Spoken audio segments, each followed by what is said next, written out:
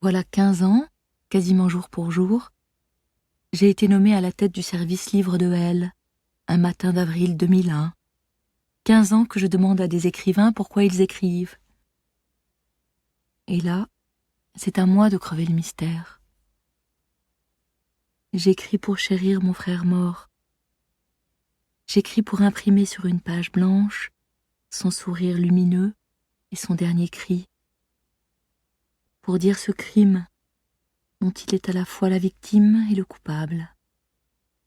À moins que nous soyons tous coupables, nous qui n'avons pas su l'empêcher, ou tous victimes, nous qui ne vivrons plus qu'à demi. Mais je ne crois pas qu'on empêche les gars de son espèce désespérée de se suicider. Est-ce un service à leur rendre? C'est une vraie putain de question. On n'a pas envie d'écrire, on écrit, disait Françoise Sagan, qui parlait toujours d'or.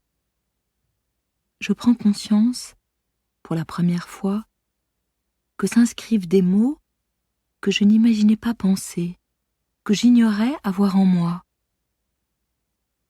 Aujourd'hui, c'est troublant. J'ai vécu pour la première fois ce que des écrivains me racontent depuis 15 ans. Que tout à coup, l'écriture les dépasse, que les phrases jaillissent d'on ne sait plus où. Les personnages se mettent à vivre tout seuls et font ce qu'ils veulent. Eh bien, tout est vrai. Le livre s'écrit tout seul. Je voudrais bien qu'Alex redevienne vivant, que les lecteurs découvrent le type inouï qu'il était.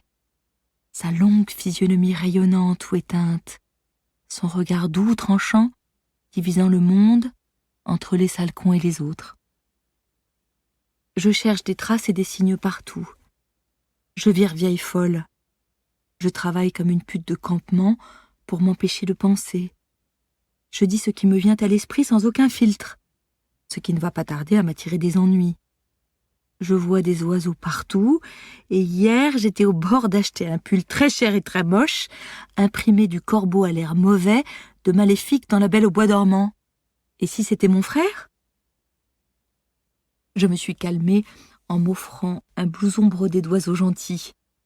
Dans la cabine d'essayage, le tissu synthétique fait un peu penser à une vieille robe de chambre chinoise, fabriquée par des enfants du bout du monde.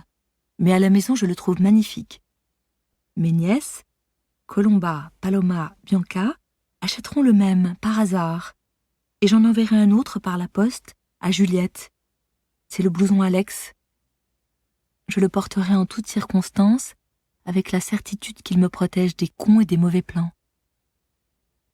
J'écris pour prolonger l'existence d'Alex et m'empêcher de sombrer. Parce que je ne peux tout simplement pas reprendre ma vie comme s'il n'avait jamais existé.